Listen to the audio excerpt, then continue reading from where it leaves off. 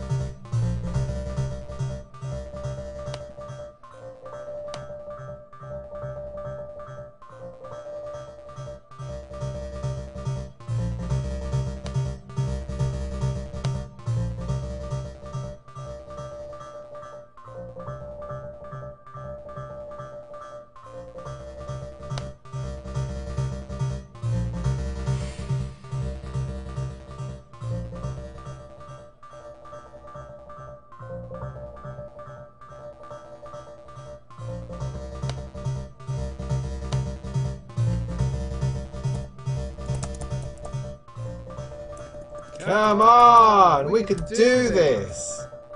Ah.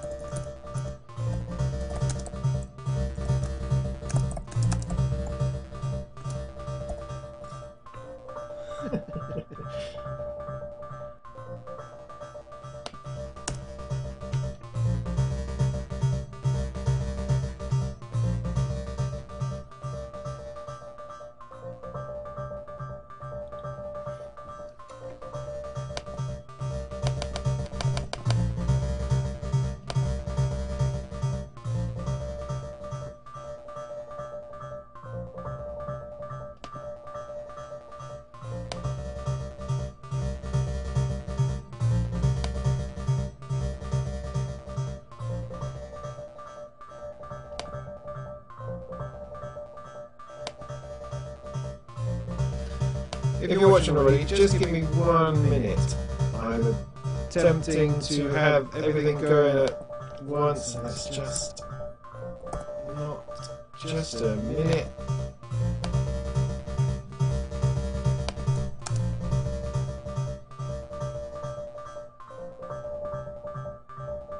Oh, for crying out loud.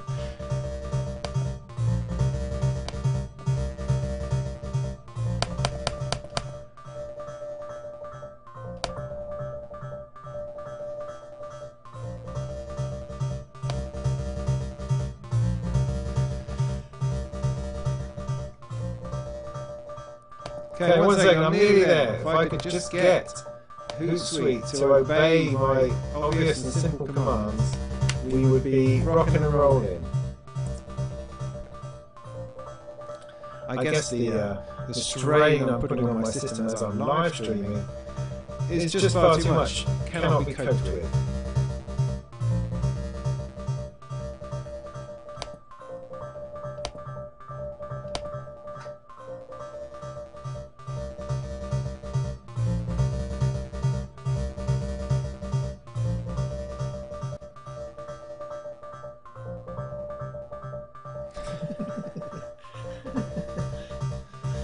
Right, so live streaming here. That's a good idea. Why didn't I ever think of doing that before? Now what I'd like you to think about is whether you can hear me speaking through this, and can you hear the music at the same time? Because I don't have the faintest idea.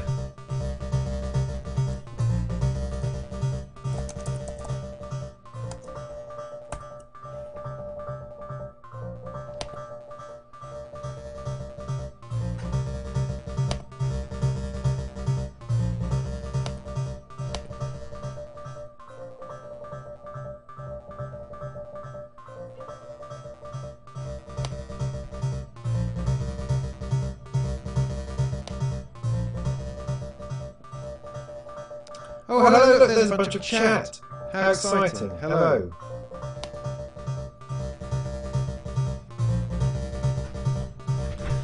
My voice has an echo. I don't think that's on purpose. Don't think that's on purpose.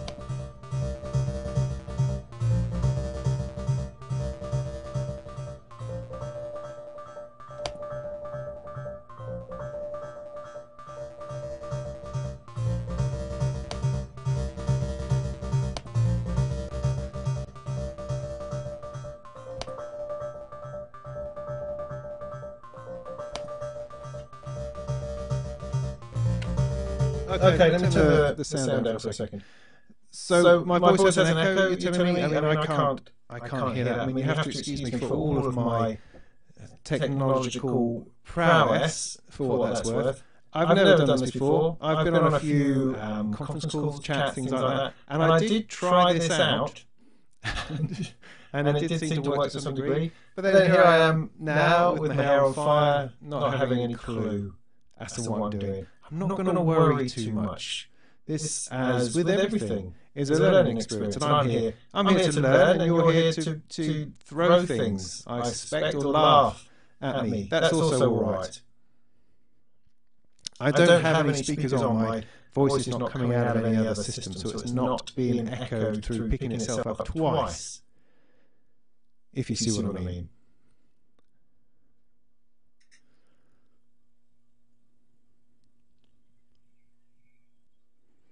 No, I'm not picking up my own audio. I could do it with headphones on. I did think about doing that, but I'd rather not because I can't stand wearing headphones.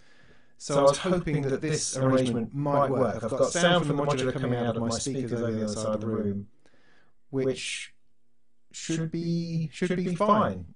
I've got a noise gate on this, so that cuts out. If it gets it when I'm not speaking, it should drop away. With a bit of luck, it should be a perfect system. This should be perfect.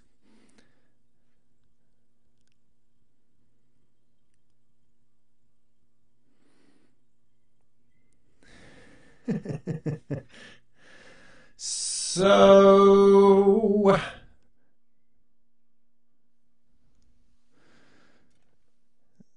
see, the thing is, I've turned, if you for interested parties, I've turned down the monitoring through the audio fuse on the microphone. I've now just got it going through the vMix software, which is what I'm using. I'm pretty sure if I turn it down, it no longer comes through. Sends inputs, audio inputs to master. If I was to do that, for instance, that might be it. Try that. Put your hands in the air if you now think it's no longer doing its thing. I've now got to wait, of course. I have to sit here and wait for about 20 seconds before that actually happens, which is exciting as well.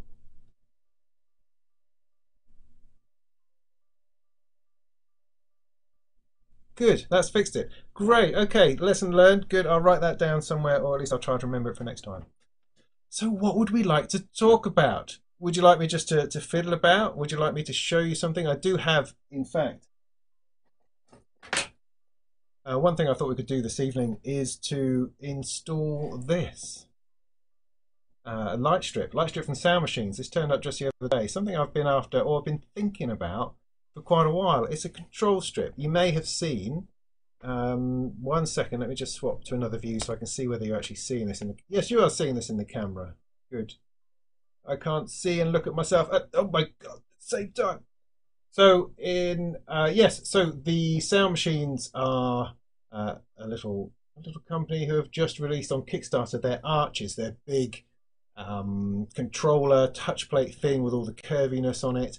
And this is what they made or came up with a few years ago, called simply the LS1, the light strip. And you run your finger along it and it creates control voltage. At least that's my understanding of it.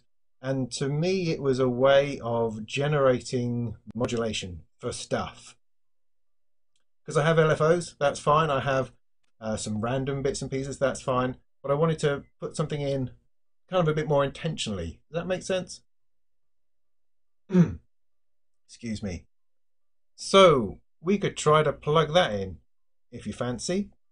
Let me see if I can get video and chat working in the same place at the same time. 1 second. Pop out chat, does that work?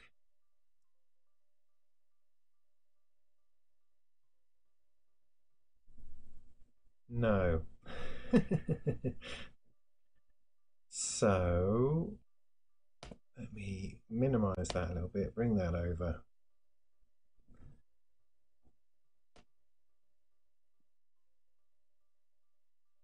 Okay, that's a bit better.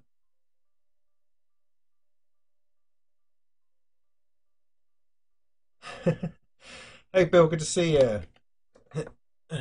I really value Norwich Synth Club stuff. If you're not a member of the Synth Club, not that you have to be a member, you just have to turn up. I can hardly recommend it. There's nothing quite like meeting up with other people, plugging a bunch of gear together with dodgy power connectors and not quite sure what's going to come out, and just making noises. I mean, it's rarely tuneful, but every now and again, something just extraordinary happens as everything suddenly finds some kind of synchronization between itself. It starts gelling together and it just sounds beautiful. That usually happens when most people have turned their machines off, I find, when there's like 1 or 2 people left playing. But getting together and jamming on synths is a fantastic thing, and it was very somehow serendipitous that Bill put this thing together and started doing it just at a time when I was looking to do exactly the same thing. And from my point of view, not actually having to come up with it myself is an added bonus. I'd much rather somebody else is doing it and I can just go along and participate. And that's been great. It's been great. It's been half a dozen times now. And we try to do it once a month in a pub in Norwich. So far, it's mostly been a bunch of old geezers like myself. In fact, people come in and say, "Oh, look, you're all just like me," which I generally take to be an insult, but that's kind of how it is. We're just a bunch of slight weirdos, really. So yeah, synth meets, do that thing. It's a really healthy thing. It gets you out of the house as well. Other thing I like about it is that it makes me choose some modules. So I don't like to take my whole rig because that's kind of a bit expensive to get robbed in Norwich with. So I just sort of choose a row and try to put a row together that might be interesting. And fun enough, at the last one, which was last week, I think it was, I kind of took too much. I had too much going on. And it was an interesting thing to learn, I think. It's better off taking one thing that does one thing and to play with that. But one of the also magical things about those evenings is that you spend a couple of hours playing with your gear. I mean, I know we always play with our gear, but we always have other things going on, other distractions, other bits and bobs, or things that you have to accomplish, or at least I do.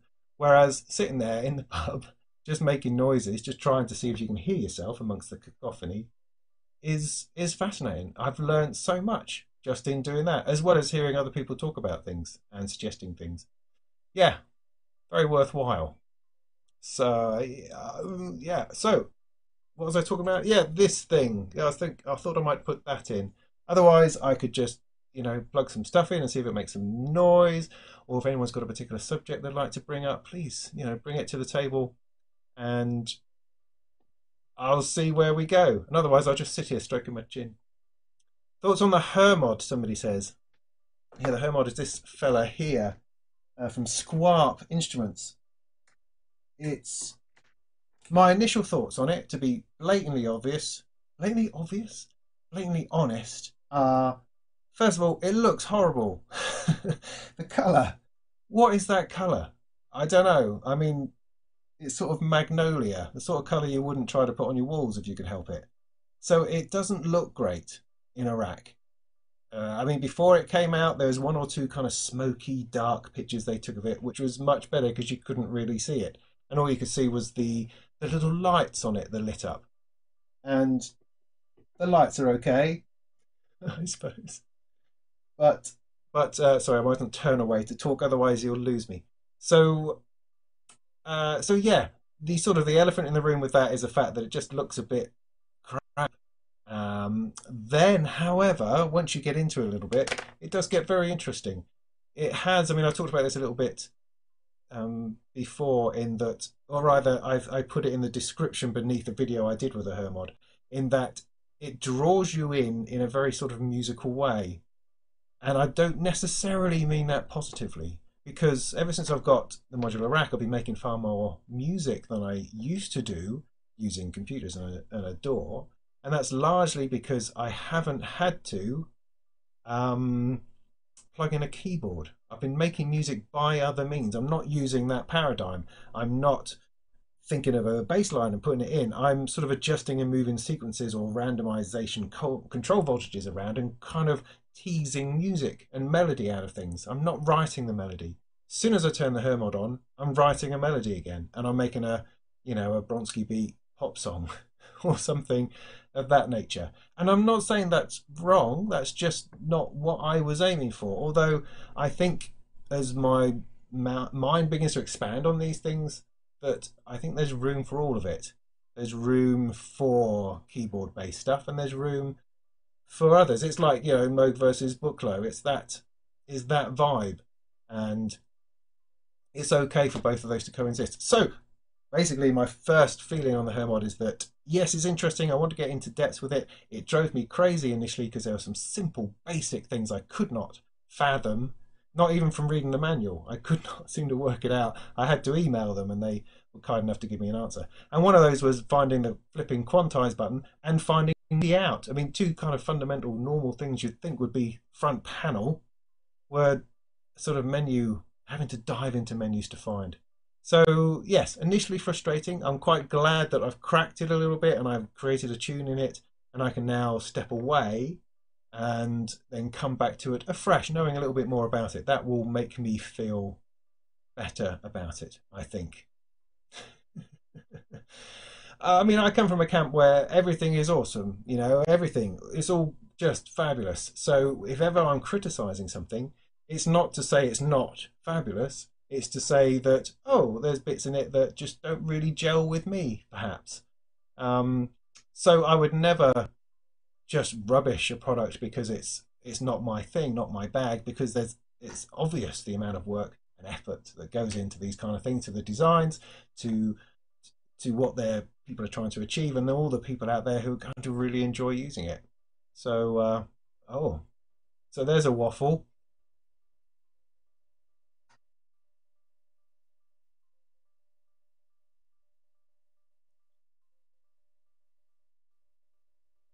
Oh yeah, somebody else asked me about VCV Rack today. You know, so if you write something in the chat, right, I'll just pick up on it and start talking about it, because I don't have a plan for this evening for anything. So once enough of you say shut up, I'll then just start fiddling over here. Oh yeah, I was going to do this. I want to do that as well. Yeah, but anyway, VCV Rack. Now people ask me about that a lot because it's exactly the sort of piece of software that I should really be into. However,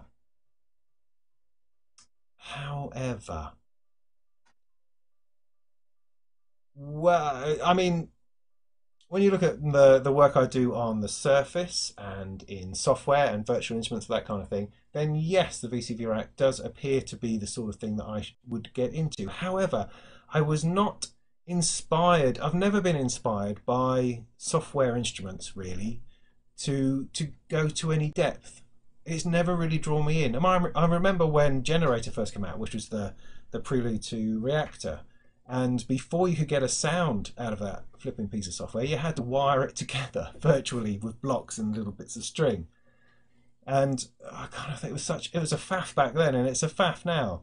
So when it came to software instruments, I was very much into preset surfing, finding nice presets and tweaking and adjusting a little bit. I was never really into deep level programming. I just didn't feel inspired in a piece of software. Whenever I'd go to a music shop and turn on a synth, I would instantly be playing and patching and modulating and creating sounds. I would seem to rarely do that in software, and I found it a real struggle to be inspired, even by things like Omnisphere and huge synthy type things. So bring this back to VCV Rack. Although it looks really, really interesting, there's actually nothing there that inspires me to play. Hardware inspires me to play. I don't know what it is. It's impossible to really articulate that across. You know, the power of this little cable, the power of these controls and knobs and the hardware and the lights. It, no matter what you do, it doesn't translate to software. Now that's not to say that VCV Rack isn't awesome, because it flipping is. I mean, the development that's been through and the power that's available in there is just simply extraordinary. And if I was teaching music technology or synthesis to people, I would absolutely be using that as the perfect tool for learning how synthesis works and how to wire modulars together. And as somebody said on there, it's a great place to try things out. Do that. Try that out in VCV Rack. But for me, it's too big. It's too overwhelming. I need, I mean, this is very personal. I need constraints. I need narrowness. I need, sorry, microphone. I need deadlines.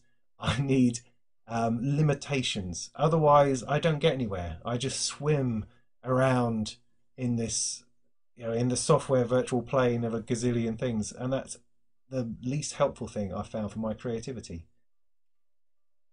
Whereas the restrictions of something like this has been enormously helpful. It's completely opened me up in terms of creating stuff. It's very interesting. I never would have predicted that either. I just knew that I was bored with software. That's really the kickoff point where that came from.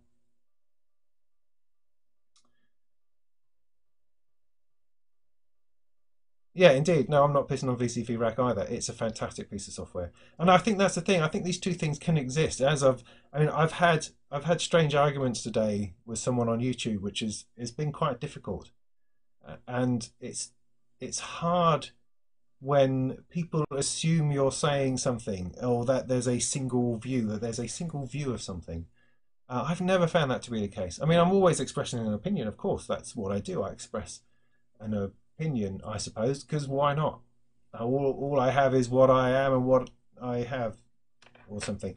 All I mean is that there are many views and many sides to things, and as I said earlier, that I'd never, slag off a product just like that, because I believed everything is really great to start with, and VCV Rack is one of those. It may not be necessarily my cup of tea, although I do need to sit down with it. I do need to sit down and give it some time just to have a look, as I did when it first came out. And I had exactly the same problems with it as I did with soft tube modular, as I did with hardware. As in, how the hell do you get a sound out of this thing in the first place?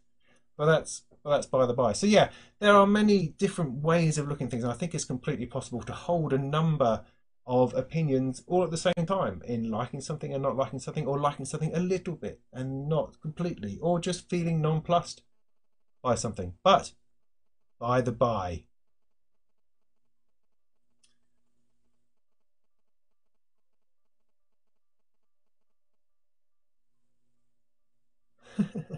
a weekly Sunday night live stream. I don't know. I don't know whether I can cope with that. The idea is nice. I mean, are you all from the UK, or are you spread far and wide? Where are you from? Where are you coming in from? Because it's 8 o'clock. Well, it's now 25. It's now 25 past 8. I must have spent the first quarter of an hour faffing around.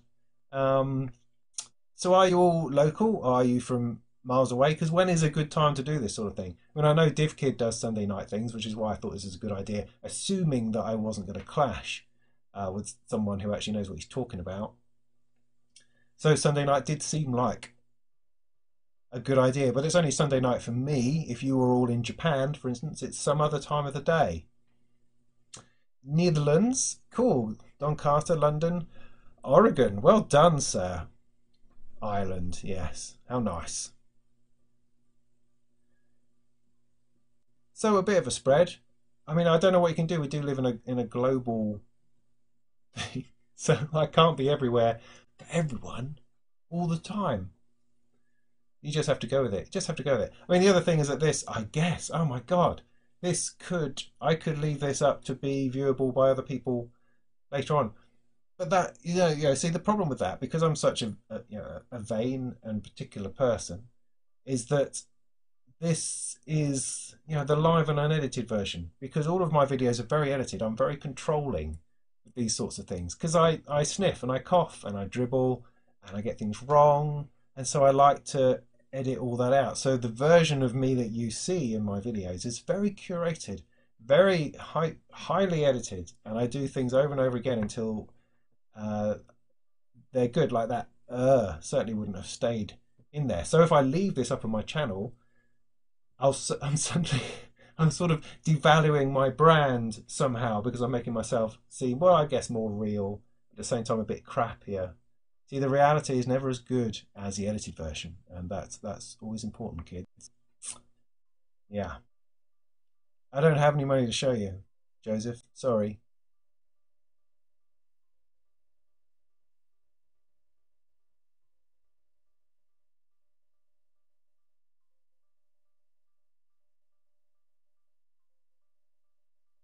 No, I don't understand what that means. So, all right. Well, why don't I plug this in? See if I can get it to do something. Because I've never used it, never plugged it in. I don't know how it works. I don't even know which way up the cable goes in. That's going to be a worry. So, okay, unless you can think of something more interesting to say over there, I'm gonna. Well, no, actually, before I do that, I'm going to give you a quick demo of something. How am I going to do that? Oh,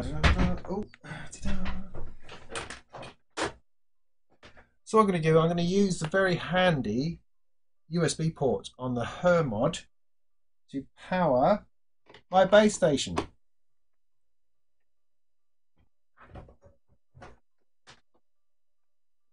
Base station keyboard.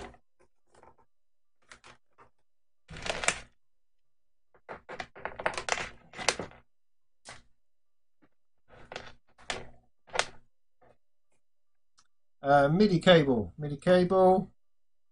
Which way am I going? Oh yeah.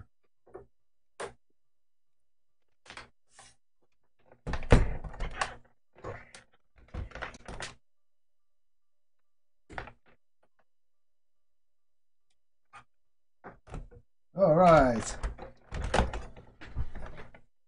Try not to break anything or myself. So I'm just going to give you a very quick demo of the string theory. String theory by Make Synth Not War. This little thing over here. Dave the Mushroom. No, is that what he calls himself? No, Morocco Dave. I do beg your pardon. I need a cable. There we go. Output. Get rid of all this stuff here. Plug it into an input.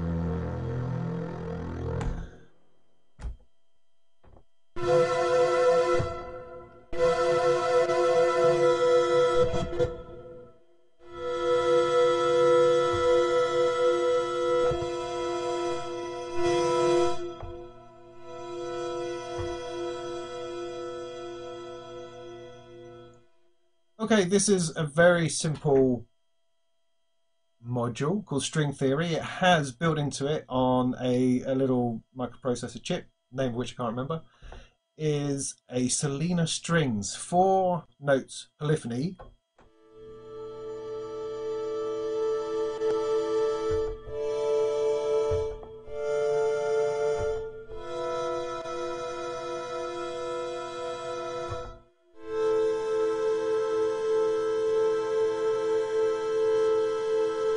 And that's all it is. The reason I was attracted to it is simply because I love the idea of having some strings in my Eurorack.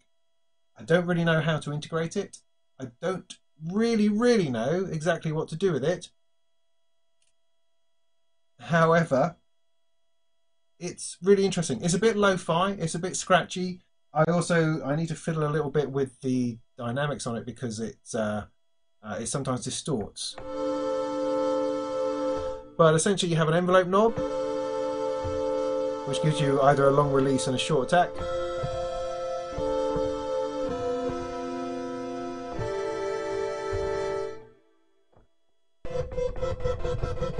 Both being sort of a Van Halen. I can't play anything. Oh, people put really nice comments about my playing, right? When I did the NKS2 video about the black hole reverb. That was really nice. People seem to think I played really well. Now, the secret to that was that I'd accidentally left the scale button on the keyboard, so I couldn't help but play the right notes, which was great. So I got all these people telling me, "Oh, your playing's really nice." Yeah, and I'm going, "Yeah, how did I pull that off?" "Oh, yeah, I left the scale button on." This doesn't have one of those.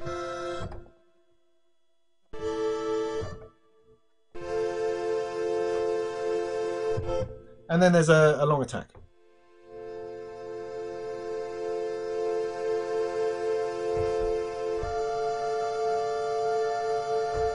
As you can hear, I think it's a bit crackly, and I can get it to be better than that.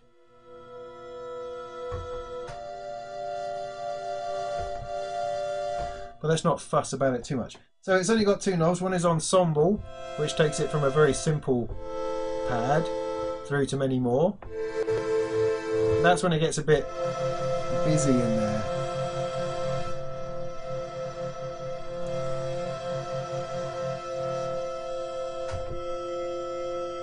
A bit nicer around there, I think. And it also has a modulation knob.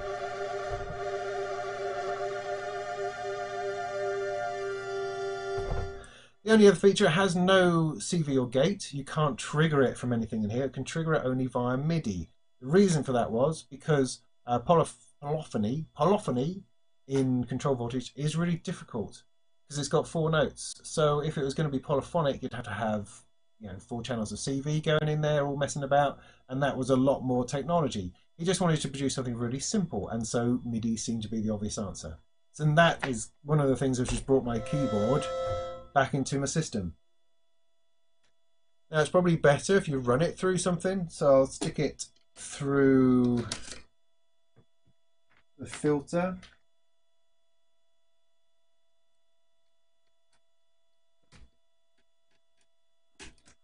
And I want that. Oh, my cables are on the floor. That'll be it. Tidy cables, tidy mind.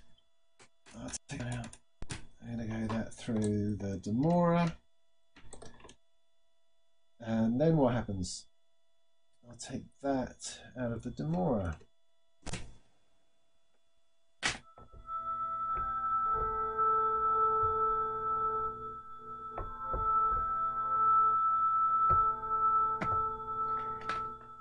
Then what I'll do, because it does have a gate output, and that allows me to trigger something like an envelope onto something like this one, like a filter.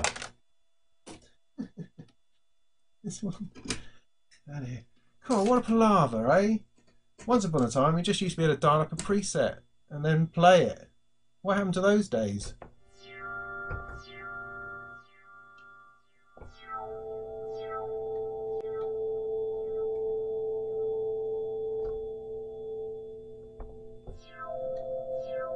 See, that's sounding a lot more interesting already.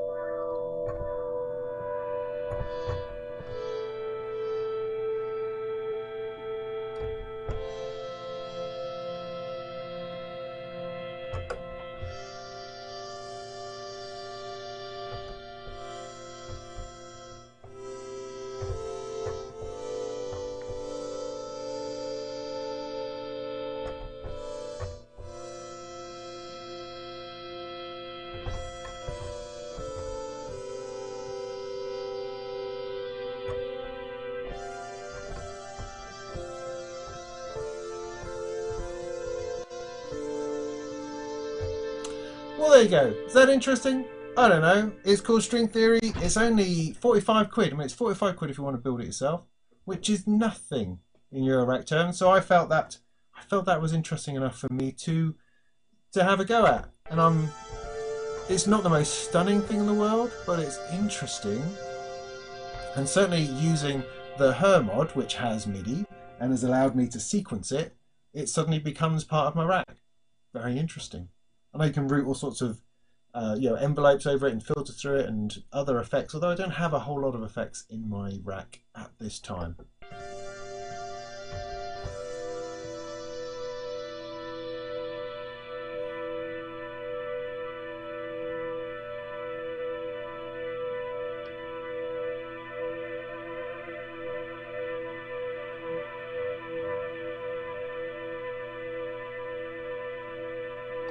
Great, super, right, that was that. Nice.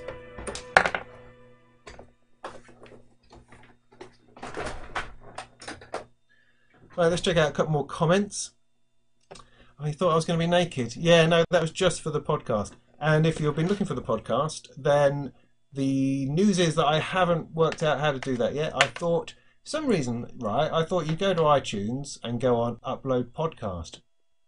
No, it's all talking about RSS and bits and pieces. And I remember, I mean, many years ago, you know, when the internet was new, I remember messing around with podcasts and doing some podcasts, and it was very exciting, and I knew all about RSS. But I find, increasingly as I get older, that there's only so much room in my head. So when something new comes along, like modular, for instance, all this other stuff just falls out the back, so I no longer have that knowledge. So I'm having to relearn it, or having to sign up to a few things. So I'm going to try to accomplish that tomorrow. I will attempt to sign up for Podbean or BeanPod or something which will allow me just to upload it and make it all happen. So I will give that a go. But you know, there's so many barriers in the way. Like you need a square image. For some reason I can't find a decent square image. You know, these are, as one says, first world problems, I suspect. But the podcast I'll try to put up by tomorrow, because I think that might be interesting. A guy said that he'd much prefer to listen to it on his way to work, and that makes some kind of sense. And particularly with the Molten Music Monthly, because that is purely, mostly me talking, as opposed to showing things. Yes.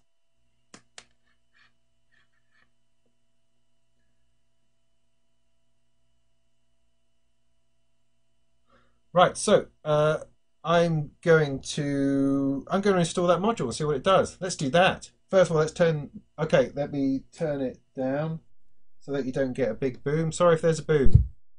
Boom.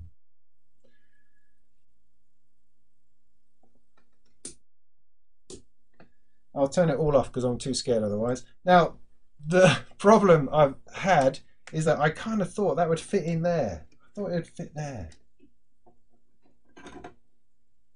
And it doesn't, not by like half an HP.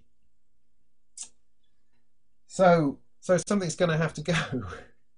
Well, there's a little bit of shuffling. There's some room up here. I could potentially move a 2 HP thing out of here and up to there.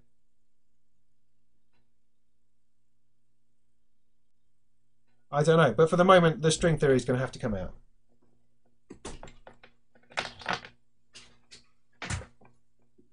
It's brutal. Brutal it is in my rack. One moment you're the belle of the ball, next moment just cast aside. Like so much yesterday's gravy. Now, am I going to have... That's not going to be the same. So that needs to come out there all by itself. You'll notice, of course, that I'm using all the usual anti-static procedures. You know, the hat, the thing on my elbow, anti-static shoes. Right, so on here, can't see a blooming thing.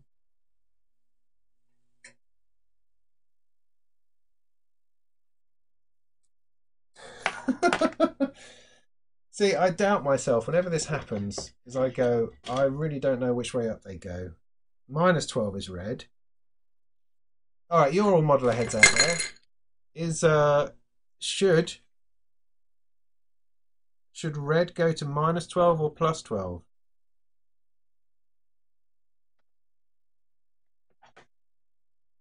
See this on the back, yeah? See this on the back. Try to. You can't see that. Of course, you can't see that. What a ridiculous thing to say. Anyway, on the back here, I've got a +12. Trying to see what that says. Oh, ground. And then a -12. Red line to which? You have an opportunity to blow me up. Cut the red wire. Water condensation. What?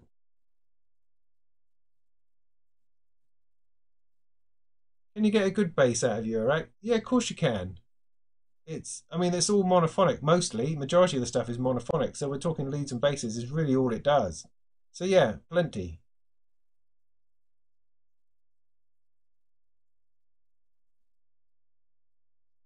Hello from Spain. No, I can't say anything helpful in Spanish. So, so is no one going to tell me then? Is that what's going to happen? I'm just going to have to flip and do it myself. Oh God, jeez. Of course, I could Google it. I mean, my scope here seems to say -12. That seems to be what that's plugged into. I think that's right. I mean, one of the annoying things about this light strip is that they don't care which way up you put it in. It could go up either way. Because, the writing's upside down and the right way up. It's very interesting. So which way around am I going to put it? I just don't know. This way, I think.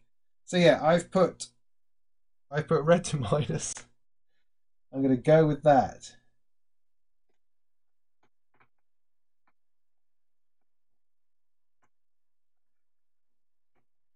Now I have plugged in a number of modules backwards at various times because I'm human, I guess. And I've had no problems with that. It's just not worked. And then turned it around the right way and it works. So hopefully this won't result in any deaths.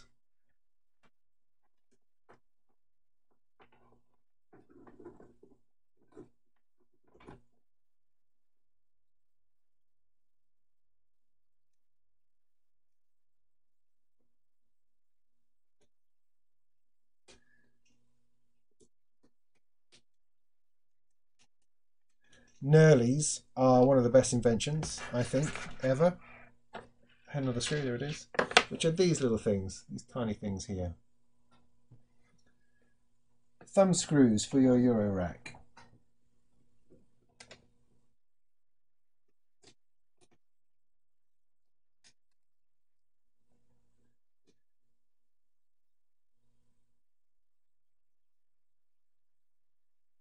Now, some no doubt would say that using a meter at this point, test, would be good. No, we just turn it on. Turn that down. We have lights. I was just joking. Look at that. Look at that. Can you see that? Lights come on. Now, of course, there's going to be different modes and stuff. I might have to look up a manual, but let's just see what it does to start with. So let me take a sequence out of there, put it into the pluck.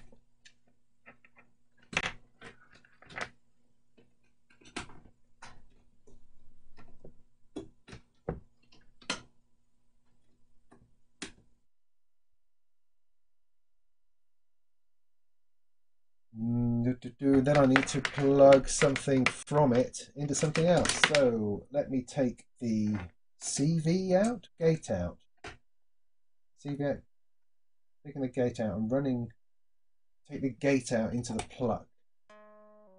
There we go. There we go, okay.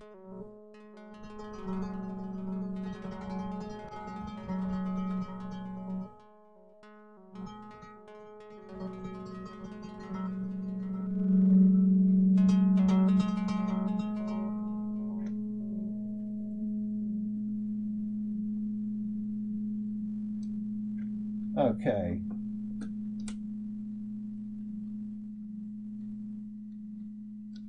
No! See, I hate it when that happens. It's something that just drives me just bonkers about the Varigate. The Varigate is a really very, very good module. But because everything is run on those sliders every time, everything is run on the sliders. So you have all of these menu items like divide, multiply, length of pattern, all those kinds of things are all available on these sliders with the right button lit.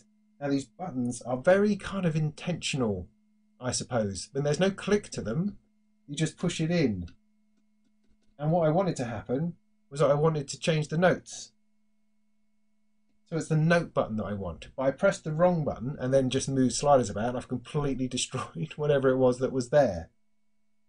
I'm going to go back to track, try to zero everything again.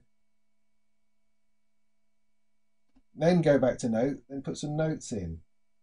Like so.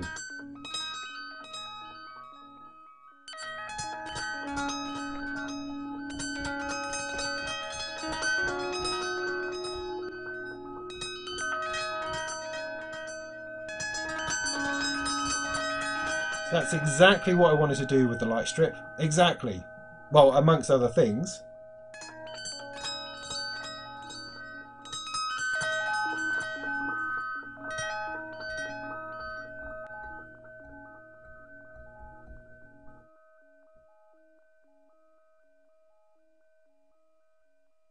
I have no idea what that does. Now, okay, so I've established that works. Let me give it a...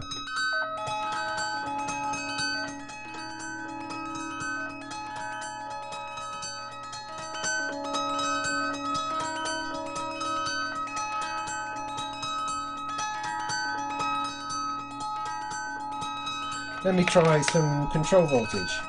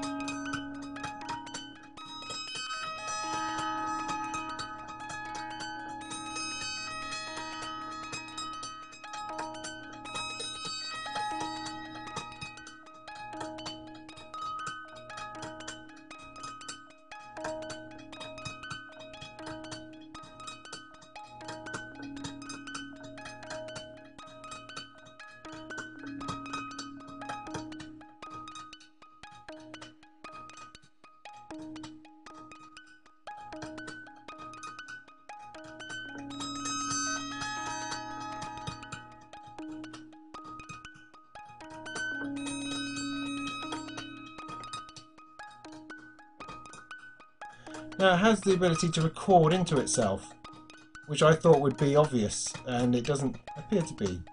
But this is just generally the idea. It's like a knob, right? It is, that's all it is, it's a CV knob, but on a strip.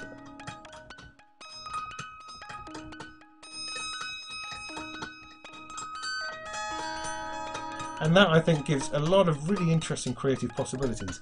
Plus, it's a sort of control voltage that I could record into the Hermod as kind of a sequence. And also into itself, if only I could work out how the heck you do that.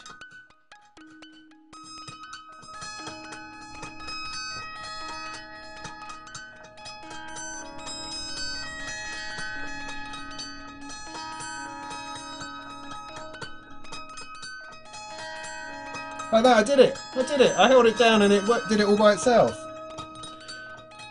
Now, I could attempt to bring the camera in so you can see that. Should I try that? Why not? I mean, it's... yeah. Let's see if I can not break the camera.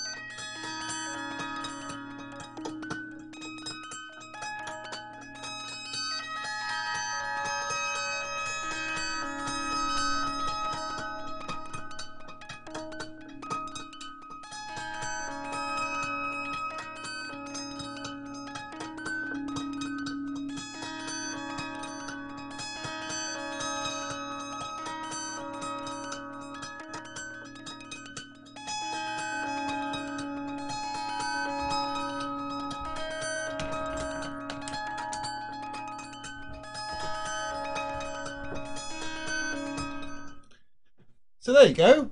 That was nice. That was like immediately successful. What a thing. I thought that was great. Well, I did. Let's have a look and see what you fabulous people are talking about. Oh,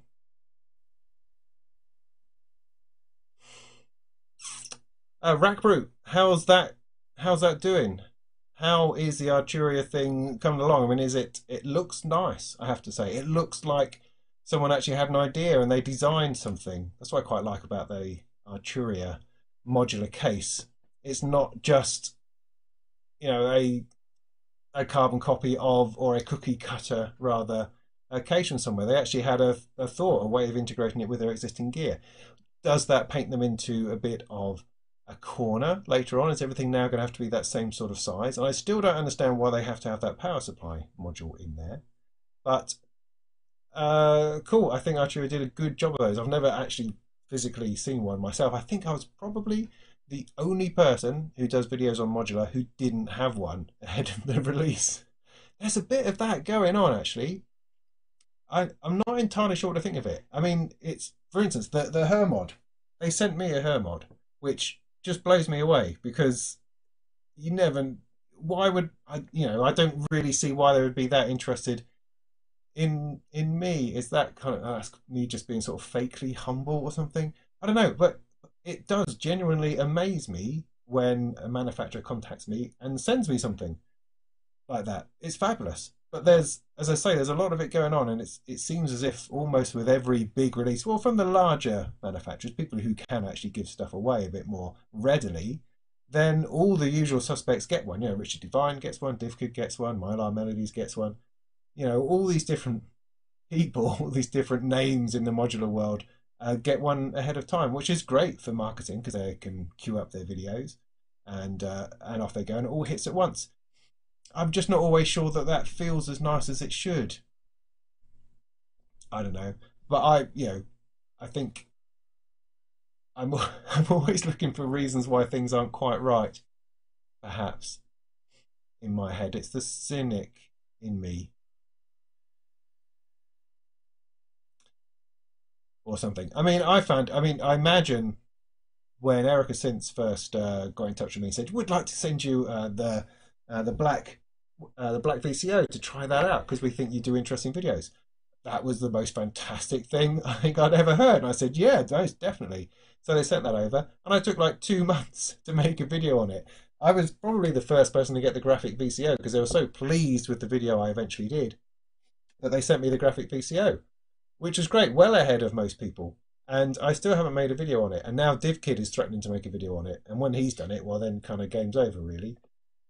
But the reason is that it just takes time. I don't well, one, I don't have the time to sit and spend a week looking at a module and trying it out in every possible way. So I can't really, in reality, do that. And also, it takes time for me to get to the space, to get to that point where I'm comfortable and confident enough to talk about something with some level of authority. Because when you're putting out a review, and I know that most people don't do reviews, and I do tend to do reviews because that's just where I come from. I come from writing from Sound on Sound and writing for other magazines where you are actually doing a review. And so that's how I approach these things. I want to give an opinion. I want to show people how something works and also why it's good and why perhaps it's not in places. And when every time I do that, I find I'm really putting myself out on a limb. I'm saying that I believe I know something about this product and can share that information with you. And I don't take that lightly. I take that very seriously. And I hate nothing more than getting something wrong because I didn't spend enough time or I didn't understand it well enough. That sort of thing haunts me. I want to get it right. I want to be able to give a valid opinion on something and not stuff anything up. And so it just takes time. I do hope to have something on the graphic VCO soon. One of the steps I have to get over in my own psyche is believing that I know enough. And my sort of my reaction to that is to sort of wait until somebody else has done a review and then study that to make sure that I haven't missed anything out. That's not right. I should be more confident in myself, I think. I mean, I found that with the with a Vermona random rhythm. It took me a long time because I was convinced there was more to it. That there was areas that I hadn't quite worked out, and there wasn't actually. I'd discovered it all. I just thought that there was something else, and I couldn't quite work out what that was. So it took me ages to get my head around the idea that no, I do know this module. It's very, very good, and here's what it does. It's scary, you know. This thing, this relationship, this lens thing to person thing. It's a it's a weird thing because one is putting oneself out there, as I do. But also, I really like it. So, what are you going to do? Anyway, what were we talking about? You're all talking amongst yourselves, which is ideal. I don't really need to be here.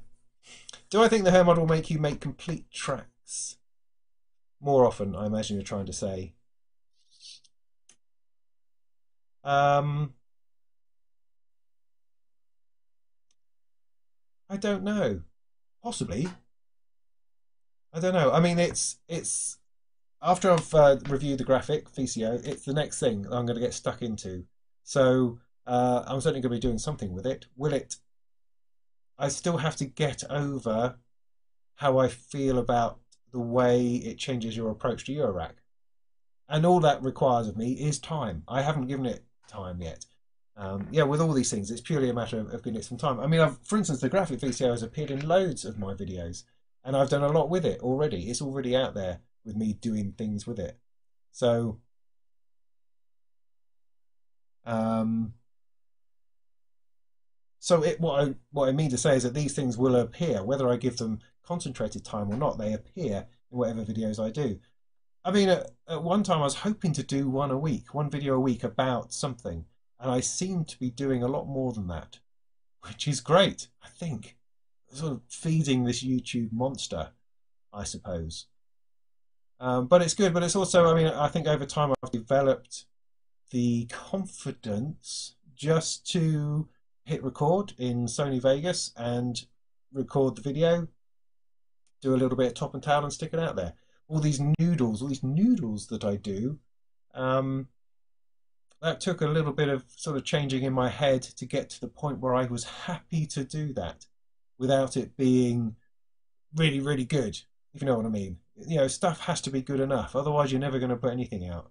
And I think that, I've come to the decision that I can put out, that I can spend, excuse me, that I can spend half an hour having a play and having a noodle, and actually that might be nice, and I could put that out there and people can have a listen. I've decided somehow in myself that that's worthwhile. I think. I think that's okay. Digress as ever. No, my rack does not have a nickname. No, it's a nice idea, but no, it's just my rack, I guess. Because I mean, I think perhaps if it became a, if I anthropomorphized it, if it became human, I would then be unable to change it, and it needs to be constantly in flux. I think it does. I mean, I've had a wonderful idea, which I can't actually implement at the moment because I don't have any cash. But the idea I'd like to look at next, after I've done a few more reviews, is to build a DIY Eurorack in a DIY skiff, all from stuff made by myself, well, as in kits that I've soldered myself to try to build a rack as cheaply as humanly possible, and how interesting that would be. Because there's a load of stuff on the Thonk, which is our UK Brighton-based, I think, DIY store. That's fantastic. I mean, fascinating things. I don't have any clue what half of the stuff does, but they look weird and odd and indie and crazy, and I really like the idea of doing that. So that will evolve the thing, because this is very much corporate Eurorack. This is proper manufacturers, other than the touring machine, I suppose, is a bit more indie. But otherwise, everything else is pretty much, the main players. So I want to start doing slightly more eclectic, more crazy, and have its own skiff boat down here, which has something interesting in it. I think that's very interesting. But I'll need to find like a spare grand somewhere, which is not easy to do, let me tell you. Somebody asked me a question, which I just missed. You're welcome. Cool. Yes. What? What happened to your clouds? Well, the clouds is a long story. No, it's not really a long story. I just didn't like it. I know you're not supposed to say that. I know that everyone loves clouds. There's all sorts of things going on with clouds. People don't even have one cloud, they have two clouds, or they have microclouds as well. Clouds coming out of every pore. And I've heard music with clouds that I liked, particularly Annie, but then whatever she does is just fantastic. But my experience of clouds was that it was a generator of just complete and utter crap. Just just clouds of noise, every now and again, and a squeak and a creak. I mean, I know people you'd use a lot of rings into clouds, and now that I have pluck, maybe it would have been better. I don't know. Good question. But I just didn't get on with it. I mean, I bought it because I heard that they were going to discontinue it. And I knew that when I started my rack, everyone said, get a clouds, get a clouds. You must get a clouds. You must get a clouds, get a maths, get a clouds. And you'll never have any idea what is going on, which was true. So I did get the maths. I didn't get the clouds. I put that on the back burner to say, I'll get that in time. When I get around to it, when I've learned everything else. And so when I heard it was being discontinued, I grabbed one quickly before they all disappeared. And it sat on my rack for 6 months. And I tried really hard. I honestly tried. I opened the manual. I tried to make music with it. And I found it just, I don't know. Yeah, I modulated things. Yeah, I did this. I did that. And so I've sold it. It's gone to a bloke in America, which is nice. He just, because I was talking about selling it and I was wondering how I'm going to do that because I've had some terrible experiences of trying to sell stuff abroad where a courier lost something very, very expensive and I'm still fighting them over compensation for that, which is unlikely, which I'm ever unlikely to get, sadly. So I was not happy about sending it to the States, but I did, and this guy was really nice, and um, we sorted that out, and I sent it off, and he's got it, and he's as happy as Larry, and I'm happy not to have it using up space in my rack that I would never ever use and something that would constantly frustrate me. So yes, Clouds is gone, never to return. Now, Mutable are releasing a lot of interesting modules. You can do a whole thing, but I'm not entirely sure that they exactly gel with me yet. I mean, I've got the Veils, but that's just a quad VCA. You know, there's lots of different ones of those around. The marbles and the stages and the plates and things like that. Plats, beg your pardon. Yeah, I mean, I think they're all excellent. I think all their stuff's excellent. I'm just, I don't know. I like Erica more. I like Essence more. I like the darker stuff more. But I don't know what I'm talking about. I've only got a handful of modules, so we'll see. We'll see how things evolve, and it'll be interesting to get my hands on some of these things so I can play with them more. Of course, I should play with them in VCV Rack, but that's not going to give me what I'm after. No. Uh, what else happened? Okay, can I scroll back on this chat a little bit? Da da da da da da.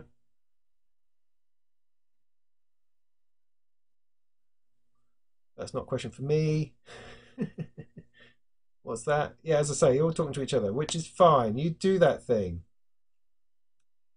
Do you get to keep the modules they send you? This is a popular question. I don't like to ask, is the answer to that. I mean, I've been reviewing gear for magazines and websites and stuff for quite a few years. And it used to be extremely rare that they would let you keep the stuff. Software, yeah, no bother. Software, they don't care. They give you an NFR, not for resale license, so you can't resell the software, but you get to play with it, and that's super, you know. But it's one of those things actually working in the industry that greatly devalues um, the software that you use to yourself. I don't mean it devalues it generally, but once you get given a piece of software for free, unless it's extraordinary, you you don't you don't tend to use it, and you end up with tons and tons and tons of plugins and tons of instruments which you never use, and that's criminal, you know, because there's people out there who are scraping by, who are busking every weekend in order to afford the next plugin, and you get them all for free and don't even use the buggers. It's infuriating, but there's something in that, and I used to find that I would use the the software that I would use the most, I would buy.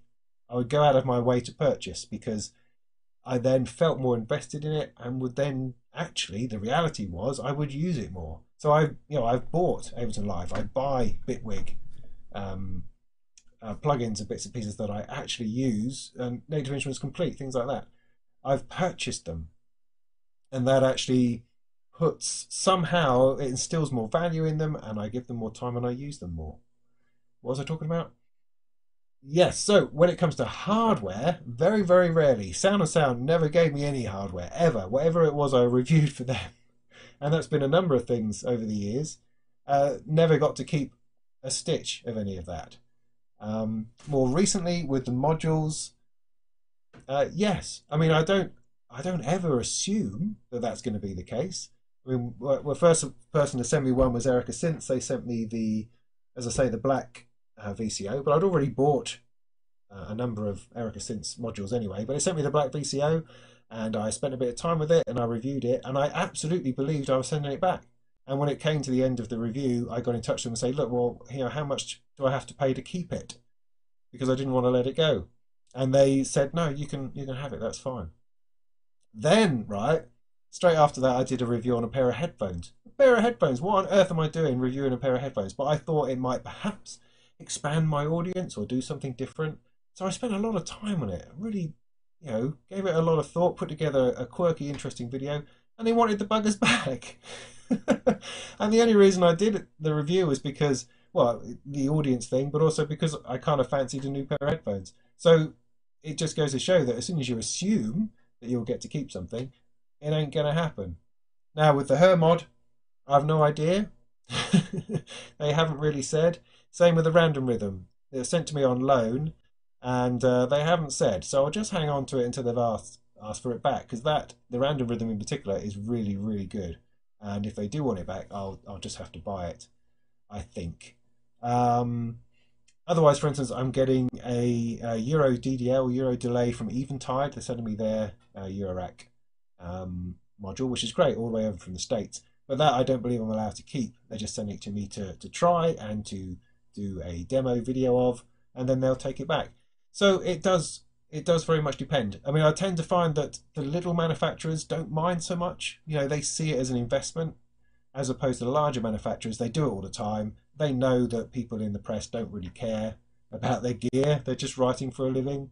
So they're less inclined to let you keep it. That's been my experience anyway. And as far as I'm concerned, getting to keep something is an absolute bonus. It's not something that should be expected. I mean, if you're Richard Devine or DivKid or whatever, then you're overflowing with stuff, and so you should be, I guess, because they add an enormous amount of value to your product. I don't think quite I do that yet. Maybe one day, but yeah, but it's nice. I mean, because I can't afford all of this. You see all of this here. I haven't paid for all of this. I've paid for about 2/3 of it, I suppose. There's probably a rack of stuff in here which is on loan. Also, I mean, you might have noticed I'm sort of kind of almost a little bit, tiny bit sponsored by Red Dog Music. That's because I know all the guys at Red Dog Music. We used to work at Turnkey together and things like that, and so they're able to do me some deals. Not free, because that's not what it's about, but they're able to give me some modules at a slightly cheaper price, and so I'm able to buy a little bit more, a bit more often, which is great. And all of those things enable me to do this. I mean, if I was just doing this myself and not making videos about it, then I don't think any of that would happen. So part of the reward, the feedback, if you like, the karma of trying to do videos that help people use this gear, or explain or open it, or give people a chance to understand it better, the cyclic nature of that is that perhaps you get the odd module out of it, which is great. I see no problem with that. I guess people could say, well, if they've given it to you for free, well, then you're going to be biased. Yeah, well, maybe. We're biased by all sorts of things. If they're nice to you via email, that biases me. Like all of my experiences with talking to different manufacturers, I would like to do some 4MS stuff because they've got some fabulous stuff out at the moment. But their emails to me have always been so curt and rude that I don't think I'd ever give them a good review. No, that's not true. Of course I would, because I'm not that shallow. Or am I? I don't know. I mean, what's the point of trying uh, to lie about anything, to try to make something up? I mean, it's much worse. What's the hardest thing? The hardest thing is to criticize a product that you know someone has put together with an enormous amount of heart and integrity. And as a reviewer, that's the most difficult thing because you can't not point out something which is wrong and it makes you feel bad, but you can't not do it. And it makes you sometimes fall out with the people that who have been kind enough to lend you this gear.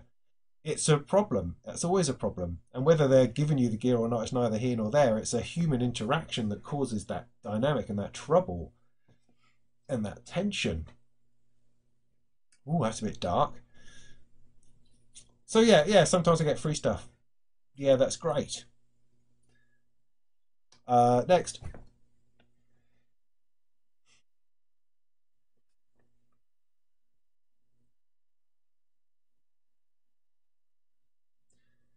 Take a look, local technique, take a look at my random rhythm review and you'll find out exactly what it does. It's more interesting than you think. Does it take up a lot of room? It does. Yes. Okay, let's try to make it a bit more up to date now.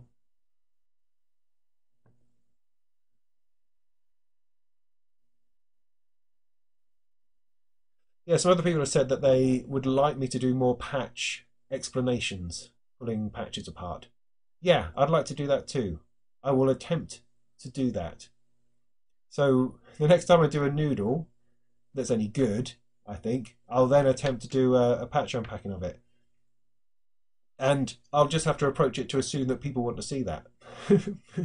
Because, I don't know, I mean, I'm just making this stuff up, so it seems remarkable to me that people want to see how I do that. But then why not, what? But then I'm making videos, so of course they do. Oh, I don't know. We go round in these circles, you know. I don't know.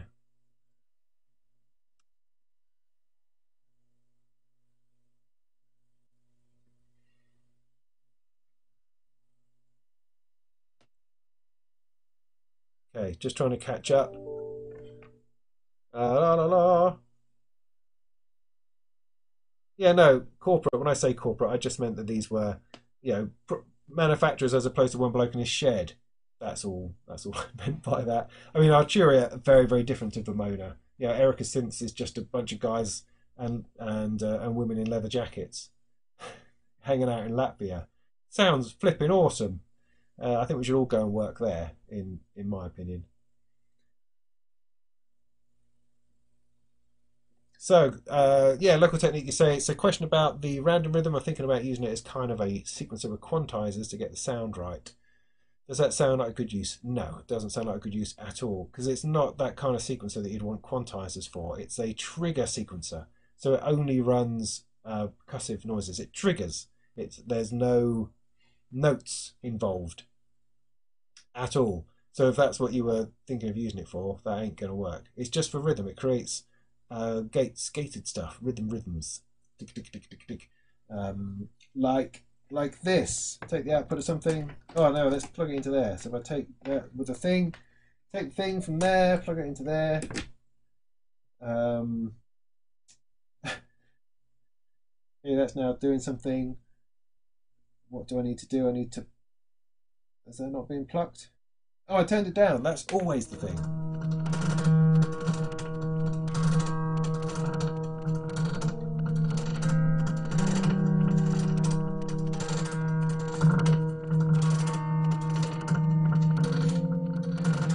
See, that's really interesting now, because now it's making a bit of a tune. So all I've done, I've taken the sequence out from the random rhythm. The sequencer out from the random rhythm contains all of the triggers from its side, left side or right side, side 1, side 2, whichever you want to call it. So I pull all those down. It does nothing. I was also going through a delay, so let me bypass the delay. The ringing of that pluck is just superb. Anyway, so if I turn something up,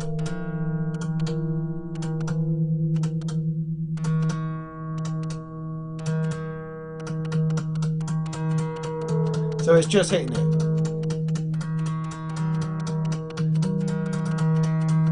So I add more stuff in there, it's getting more and more hits. There's no notes, although there is a little bit of change in pitch. I don't know why that is. We probably need to get a meter out to have a look.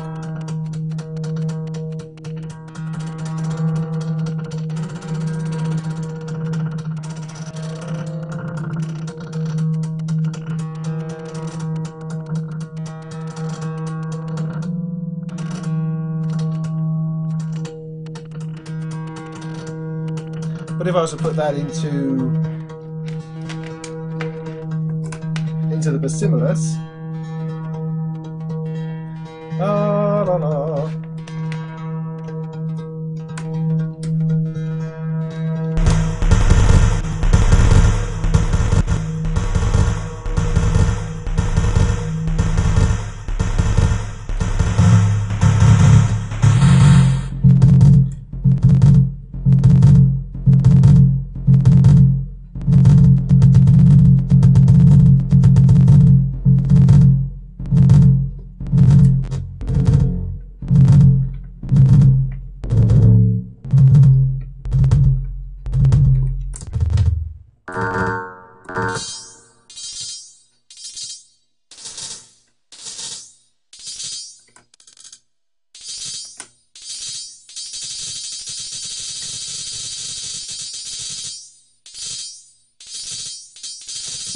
So in summary then, it just triggers. It just triggers, it doesn't make notes.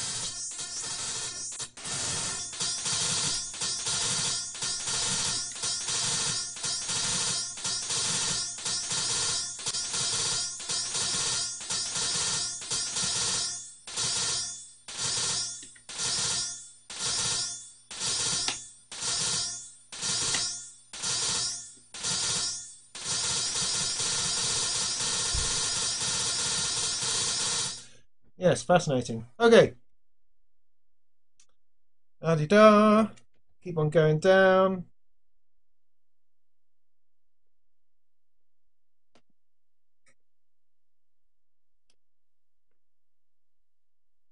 Are you alone in finding the Variegate 4 Plus incredibly frustrating? Asked J Spirit. No, you're not alone. I also find it frustrating. It's a very, very useful module, and particularly because it's the Plus version. I mean, I remember looking at the Variegate 8 and those sorts of things and thinking, wow, they're really interesting. I wish they were sequencers as opposed to just being trigger sequencers.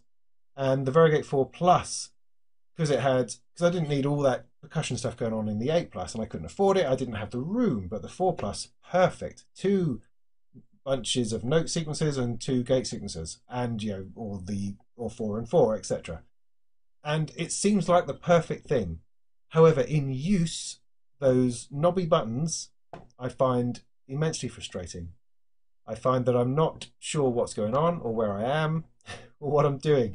And I think in many ways it's probably because my approach is wrong and I need to spend a bit more time with it and adjust my approach. I need to see it more as a sort of a sequence generator, because I thought, as with any sequencer, I thought I'd be setting notes properly, one note at a time, and knowing what those notes were and being purposefully set up a note, purposefully set up a Eurythmics track, or something by Thompson Twins.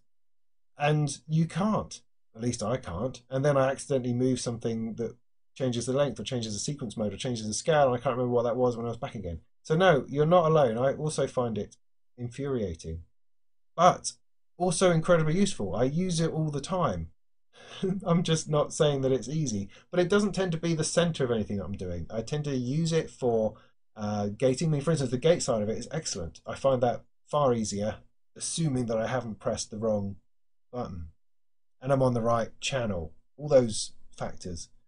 But I find it very useful for that. But yes, it is frustrating, and it takes. I think, I need to give it some dedicated time, and then I will try to do a proper review of it. Because that's something that, again, I bought myself, ordered directly from them. I didn't even get it through Red Dog or anything like that to get it cheap, because they didn't have any. I just went straight for it. So yeah, no, you're not alone. It's difficult. I don't have a completely satisfactory sequencing solution yet. Hermod probably is that, but as I keep on saying it sort of draws me back to the doorway of doing things. I want to do things differently. That's why I'm interested in the Pittsburgh modular uh, electronic sequence generator designer, whatever it is they've called it. That looks really nice because of all the lights and all the sliders. But again, it's 4 channel, which means that once you've done 1 channel's worth, when you go into channel 2, you're going to be moving those sliders around. You need to have a recall. We need to have motorized sliders. Ooh, the expense. What would you say to your subscribers who like your channel more before you went modular? That's a very good question, Diego, and I appreciate it very much. I would say stick with it. I mean, I absolutely know what you're saying, and I agree that the modular side has grown hugely. Now, the reason for that primarily is because it's garnered such a reaction. I mean, I'd kind of, in many ways, I'd sort of run out of things to say about the Surface Pro that I've been, um, doing content on. Really useful content, helpful content. I've done a lot of sort of deep work on the Surface and getting that to be a music making machine. And realizing its potential as such, because it is a great mobile music making solution. And I intend to do more videos on that because there are more videos to be done, because there are new versions of of software, and so it will be useful to go through those again, certainly. However, trying to find something interesting to talk about is difficult. I mean, I don't sort of move in the right circles necessarily. I have to create this stuff myself um, in order to create my own content. So when I'm doing, say, for instance, what I'm trying to say is when I'm doing reviews of other pieces of musical gear, it's not often because I've been sent them. It's often because it's something that I've bought myself, or I'm thinking of buying myself, and I managed to persuade someone to give me one so I can then check it out and do a review of it. That sort of guys. So it's difficult for me to obtain gear simply and easily to do reviews of. And when I do reviews, say for instance of a piece of DAW software, it takes me a very long time because I like to go to a sufficient depth that I think is useful. And I want to do that, and I aim to do that. However, just at the moment, in this particular season, the modular synthesis stuff is just throwing up possibilities all the time. And so it has taken my attention. And so to those people who follow my channel who are more interested in other forms of music technology, I unreservedly apologise for not doing more on that. And it is something that I'm looking to address, certainly. I mean, one thing I'm very conscious of when I do my my monthly videos, my Molten Music Monthly, is that it's not all just modular. I go to great lengths to make sure that there is computer music technology in there, other hardware synths, audio interfaces, things like that. I'm aiming to do a much more general roundup. Of course, my interest in modular means there's a bit more of that, or certainly more than there was previously when I had absolutely no clue about it. But yeah, I am conscious of that, and I'm actively taking steps to make sure I'm still talking about computer music, which is something I'm embedded in and I know a great deal about, and I still have stuff to share about, and other forms of music technology as well. And I'm always open to ideas. So, if you have thoughts on what you'd like to see, then let me know. Do let me know. That's always helpful, because ultimately I'm trying to do what people want to see, yeah? As much as anything else.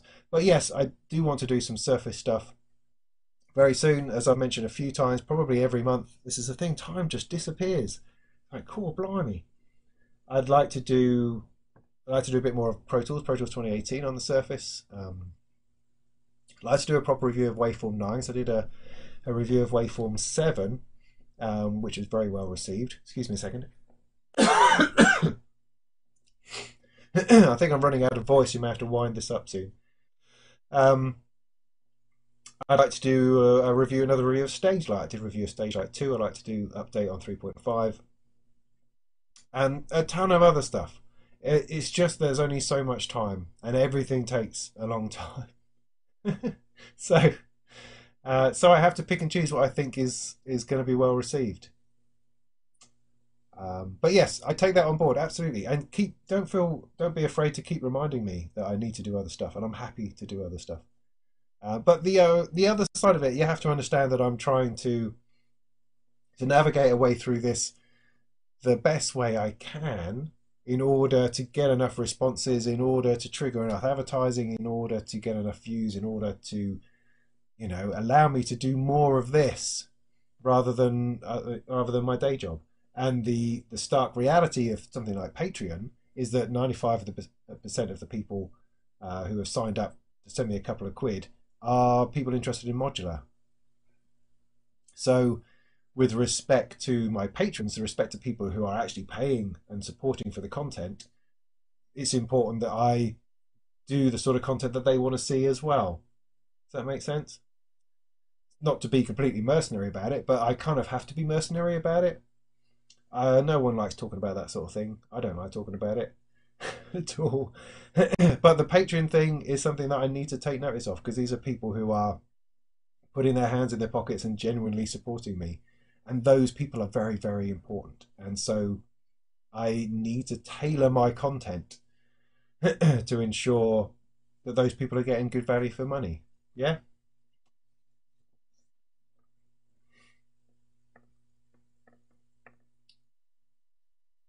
Any Krell patch ideas? No, only the one that I did. That's as far as I've got.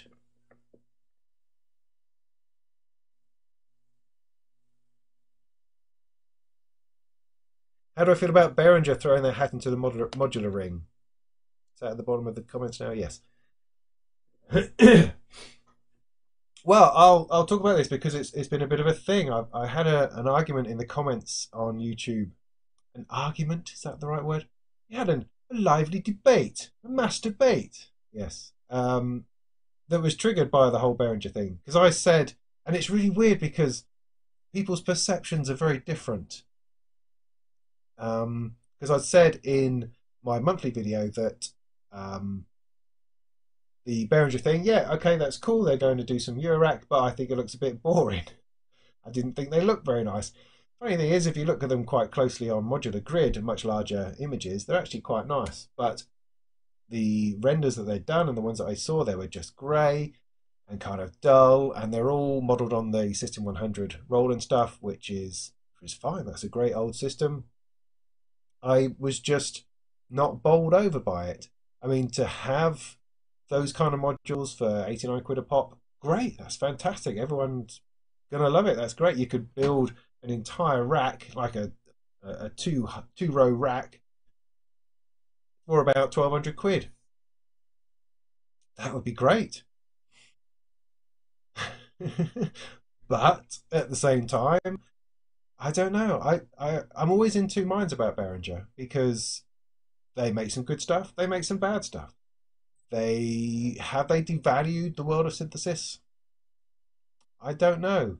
On the one hand, they're giving more and more people access to fabulous bits of synthesis technology, while simultaneously sort of somehow demystifying and removing some of its aspirational value. Is that a really knobby thing to say? Possibly. Like I say, I'm in two minds. It's great, it's not great. I don't know. Anyway, my argument on YouTube was with a gentleman, I'm assuming, who was absolutely completely convinced that Behringer is crap. It's just all crap, and I'm not sure that it is. I mean, I've got a Behringer box under here. That's not crap. It's fine. I've got another Behringer box somewhere else that I use as a hum eliminator. It's built out of pure iron ore, I think, and it's great. It works, does the job. It wasn't expensive, so I'm sure some Behringer stuff is bad. I'm sure they've made bad copies of things in the past, or they've made things which are cheap and they feel cheap and are cheap. There's plenty of cheap brands that also do that. And everyone ultimately is trying to make everything as cost effective as possible. So I don't come from a position where Behringer is automatically crap. I don't see that. I mean, I've heard stories about staff and the way things work and how they go, but I don't know anything. I don't know anything about any of that. All I know is that I used to sell a hell of a lot of compounders when I worked at Turnkey. These dual compressors. They were fantastic. Yeah, sold three of those a day for 2 years. Um, and they do make some good stuff. Their mix and decks are great. The deep mines seem to be excellent. I mean, it plays all right. It felt all right. Perhaps there's a lack of finesse to some of their products. I don't know. So, try to narrow that all back down again, just to say that, yeah, I think it's really interesting. I think it could open a lot more people up to modular. My greatest fear with the whole Behringer and modular thing is simply whether it has a negative effect on existing boutique manufacturers, because modular is expensive because people are building small runs of stuff because they're just people in sheds building stuff, a handful of people together trying to get this thing to work, and it takes time and it costs money. And I don't believe there's anyone in the modular world, particularly, who is trying to rip us off. I think mostly they charge what they need to charge. So Behringer coming in and undercutting everybody, there's a danger of that having a knock-on effect to other manufacturers going out of business, I suppose. But for me, personally, their choice of cloning seemed a bit kind of, really? Can't you do a whole load of weird stuff? Something interesting? Something dazzling that doesn't exist? Or, you know, tackle other areas? I don't know. So there you go.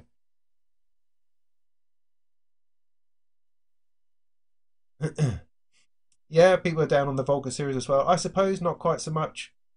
Um, yeah, there's certainly a group of professionals who think that Behringer is automatically crap, and that's a shame. I think that kind of attitude, to me, I mean, in my experience, I have, extraordinary experience. I can sit here and tell you tales about all sorts of things, and that's not to big myself up. It's just that I've met a lot of people in the industry. I've been in a lot of studios. I've worked with all sorts of people, professionals, producers, and engineers in studios, because I've often either built them a computer or I've been part of the installation coming from Turnkey. And the people who are, in my mind, professional are the ones who use whatever tool works. Doesn't matter what it is. The brand is irrelevant largely. They'll have their own favourites, of course, and they'll have a trust and an instinct for a certain brand of something. But ultimately, if it works and does the job in its place, then it doesn't really matter. They would never have any problem inherently with using a particular brand, if the thing that they wanted was done in that product. Whether it's a Korg Volca, whether it's a TC Electronic crappy Behringer version pedal, if it has the right sound, then they would use it. A professional would use it because they're more interested in the tools and the solution than they are in some kind of reputation. That makes sense. I don't know. We all have our own thoughts on these things, and that's what's great about the world, is we're all capable of having our own feelings. So I refuse to rubbish Behringer out of hand. Although I'll always be cheeky to Yuli Behringer because um, I think he's a bit weird. So I'll poke fun at him, and the the attitude that he puts across is just a little strange. I think he's a very strange man, but not unpleasant. Just a bit of a strange person that's worth pointing out from time to time that it's strange. I don't know. Rachel says she thinks there's room for Behringer as an entry level to modular. Yeah, could be. Could be. Well, then I just wish they'd do something more interesting. Because those Roland modules, oh, they're just so boring. I mean, modular is fun. I mean, part of its thing, I think, part of its vibe. I mean, flipping out, if you go to Superbooth next week, it's just it's a place of smiles. There's just stuff going on. It's banging, it's crashing, it's loud. There's beeping, there's lights, there's noise, there's stuff going on. There's a lot of black t-shirts, and it's a lot of fun. It's amusing. I mean, look at this. It's a beautiful, beautiful thing. Absolutely stunning. And in many ways, one of the downsides of the string theory that I had earlier is that it doesn't look great. And that's slightly disappointing. But I don't mind for the cost. I see, and that brings me back to Behringer. I don't mind it looking a bit crap because it's so cheap. Do I? No, because Behringer can do what the heck they like. They have huge factories and loads of money and people. They can do what they like. So why don't they do something interesting? Why not? Why do something drab? You know. But yeah, Rachel, you're bang on. It is a great way to start in Eurorack. But I just wish they'd do something more interesting. That's all. Just do that. But they've got to come up with a case because there's no good having to spend 500 quid on a case and then 80 quid on your modules. You know, there has to be a better case solution out there. That's something that is worth being looked at. I know Dofa do some cheap cases, and that's great. But you know, alternatives are welcome. I think that's something. That's an area. That's an area I thought. Yeah, that's an area that definitely needs looking at. Do I still regularly use my semi-modular gear? The ones over here. Over here. No. I mean, I did when I was doing those tracks for the Modularism album. I was doing that track. I did try to. Oh, oh. Okay, okay. Battery gone.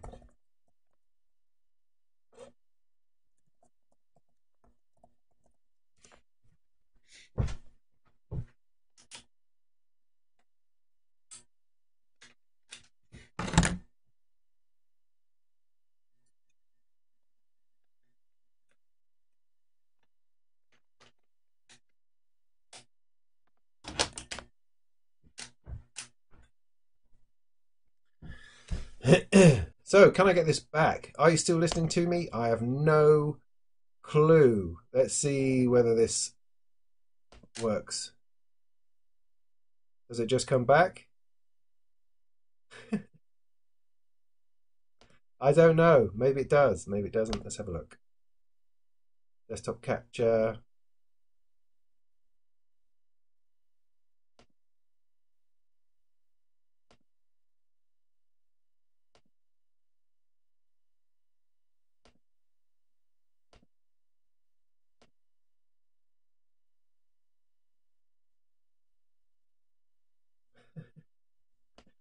I don't know. I have no idea. Is that still streaming?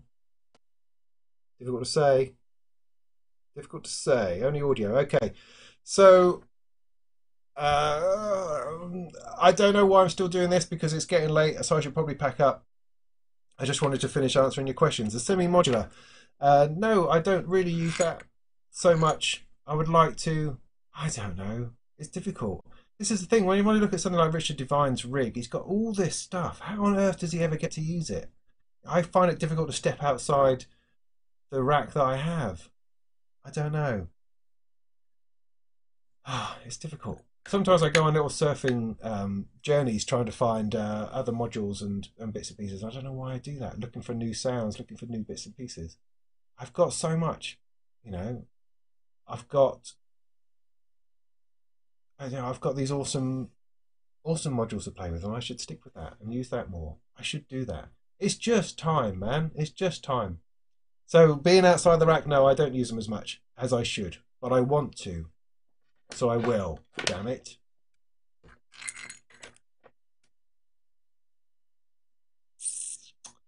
Are you going to get the little Erebus? Yeah, I'd love to. Don't have the room for it. It's a lovely little synth. I'd love to get one of those. Yeah. No. Don't have the room. Don't have the room. Lots of squares. Oh, hang on. Hang on. Squares. Squares. There's something. There's a button. There's a button. There's a button. There we go.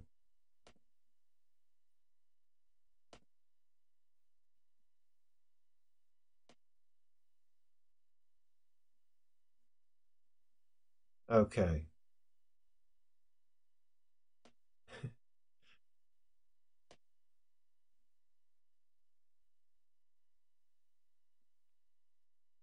Strymon. Brat Cave. Somebody mentioned Strymon. Yes. Um, is modular becoming more mainstream? It's becoming more mainstream. Yeah, sure. Why not? I don't see why not. Yeah, it is. If we had Top of the Pops, would we have seen it on Top of the Pops by now? I don't know. Has it appeared in music videos? It's not the sort of thing I watch anymore. Do they still have the chart show on Channel 4? I don't suppose they do. Um, Yeah, it's definitely more mainstream. Is Strymon mainstream though? They're very. I thought they were boutique guitar pedal makers. Or Behringer, Arturia, yeah, that's mainstream. Are we going to see things from them at Superbooth? I don't know. The Magneto from Strymon, fantastic. I think a lot of modular users use Strymon pedals, the Big Sky in particular for a reverb, and also the El Capitan, I think, for delay, which is essentially what the Magneto is. I would love to have a play with one. I do have. I've sort of tried to save room up here. Well, if I did get one, I'd get rid of the Demora. But I think Red Dog are going to sort me out with one, but they haven't really manufactured enough yet to actually get them to shops. I don't think. I think they're still just dealing direct. But I would, yes, love to have a go of that. Because, I mean, currently I don't have anything particularly weird in my rack. Since I let the clouds go, I've got no interesting weird effects other than a simple delay or reverb. So I think I'm interested in adding something along those lines. That's another reason why I'm interested in doing a little DIY skiff, is because that could have a lot of interesting and weird processing in it. So that could be cool. Right, well, I need to round this up, I think. I wasn't expecting to get through a whole battery, so we better think of a way of wrapping this up. So, Superbooth, predictions for Superbooth then. What are we likely to see? Um, well, there's a load of stuff. I mean, I'm not going, before you ask. No, I can't make it. I would have absolutely gone. I mean, last year I took my son Alfie, and it was his first trip on an aeroplane. We flew over to Berlin just for the day on the Saturday. Had a fantastic time. Really embarrassed myself in the canteen downstairs. Like, I turned into like an idiot going, "Food? Do you do food here?" And, anyway, by the by, um, yeah, Super Booth, and I absolutely would be going this year, but unfortunately, it's over the May Day bank holiday, and we're booked to camp. It's the only time I'm meeting up with a particular bunch of friends. Our families are meeting up with their families, and it has to happen. It has to happen that weekend. It can't happen any other weekend. It's just really, really a clash. It's not sad because I'm really happy to be seeing these people and camping with them. It's just I'm going to miss going to the show. I just can't make it happen. But I will be at the Synth Fest, most definitely. Maybe even the modular meet up in Leeds at some point. Oh, so predictions for Superbooth. So IK Multimedia have something going on. The only thing I've ever heard about it is that it's to do with hardware, two bits of hardware. It's obviously some kind of hardware synth or hardware something. It's as I voiced in the monthly video. My only concern is that some of IK Multimedia's hardware has been kind of on the cheap and cheerful side, and so they're going to be surrounded by real synthesizer nerds, and they're not going to particularly enjoy anything which is a bit cheap and cheerful. But I don't know. What I believe this community enjoys is something which has character. That's where it lies. It lies in character. It doesn't matter if it's cheaply made. It could be something, bashed together out of a piece of wood. It doesn't matter. If it has some character, if it has some life, some heart to it, then cool. Let's do that. So, is that something IK Multimedia can pull off? I don't know. No, I really don't know. Other things? No, I have no idea. There's going to be a shed load of stuff, though. um, yeah, this will be quite exciting to find out what's going on. I will be covering it because I'm not actually going away until the Saturday morning. So on the Thursday and the Friday, I will be manically surfing and writing articles for gearnews.com, because I'm their synthesizer correspondent, and I will be writing all sorts of articles about anything that we can find that comes out of Superbooth on the Thursday and the Friday, and then I'm away. There we go. So that's the plan for that. Anybody else got any insider information on Superbooth? Let me know now before we sign off.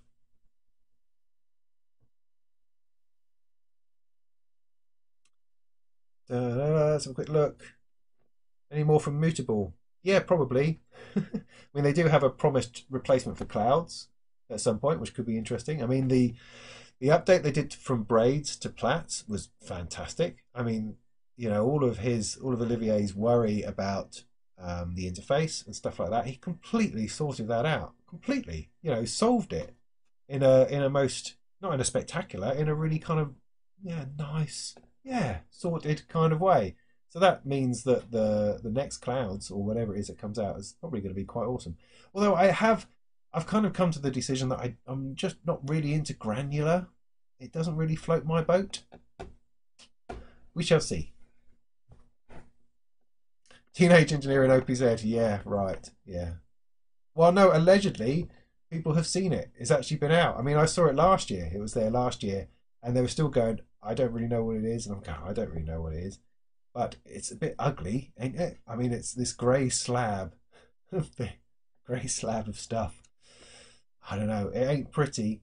I mean, the OP1, if that's right, that was a weird looking piece of kit, but with the little screen, the screen was fantastic. Really, really interesting and nice and sort of drew you in. That was a real surprise when I got to play all those in person. The OPZ, not so much. But we shall see. I like the idea of having video effects as well. That could be interesting because I use video when I perform. So that could be a thing. I don't know. I don't know. What else do people think is up here? And yeah, Endorphins, their thing that looks interesting. Their new black module. Electron, I just can't get excited about Electron stuff. Jomox as well, you know, a couple of those sorts of hardware drum machines type things, groove boxes. They're just not my bag, man.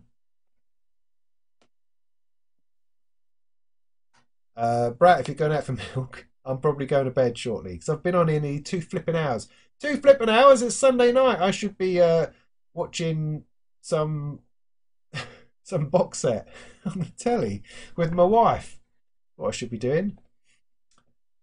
A Bella Salt and Salt plus Haken Continuum Mini. I saw there was a Continuum strip. Is that the thing you're referring to? Possibly. You can't make it to Synth Fest, Richard. Okay, well I'll see you in Leeds then, with a bit of luck. As long as they're not too close together. Oh yeah, Yuhi. Is that how you pronounce it? Will be showing their first Euro module. Interesting. He makes some good synths and stuff. And evidently was inspired because it was there last year showing off his Pro 1 or whatever it was. And evidently was probably taken out and got drunk with all the synth guys and decided, right, hardware is definitely where it is. So that's got to be a good thing. Oh, apparently he's been into it for a while. So I don't know what I'm talking about. Evidently. Right, so I think that'll probably do. So what I'm going to do is I'm going to go over here to this machine and I'll just start plugging things in for a bit. So 5 minutes, it'll be 10, won't it? Evidently. Yeah, I'll do that. So thank you. Thanks for watching. That's been interesting. Or at least I found it interesting. Or at least I can't believe I've just talked for this long. That's quite remarkable. Sorry about any glitches. I'll get better at this, I hope. I hope this works, although of course when I turn away it's not so good, so I don't know about that. I just wasn't able to get my tie clip to go in the thing quite right. I don't know. Anyway, thank you for watching. That's much appreciated. I mean, there's nearly 80 people. Hi! That's lovely. I love you. That's lovely. Well done. Thank you. I really appreciate the support. I really do. It means a lot. More than you'd think. Because this is a ridiculous process, all this making content for YouTube.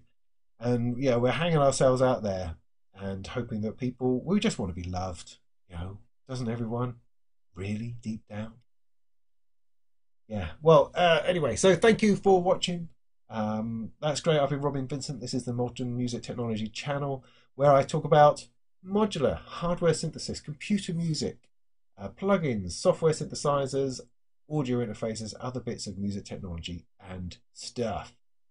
That's a general idea. I'm going to go over here now and just try to make this machine make a few bleeps just to see where we get to for the next 5 minutes or something.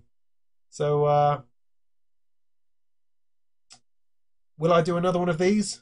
Yes, I think I will. This has felt all right. If I've missed your comments, I'm really sorry. I probably need an assistant to point them out. But I'm always available. You can chat to me on any form of social media by all means, or comment on the video. I'll leave it in the channel. Why the hell not? It might be interesting to people. I don't know. we'll just keep at it. So yeah, I'm going to keep at it. That's the way. And in the meantime, just go and make some tunes like this one.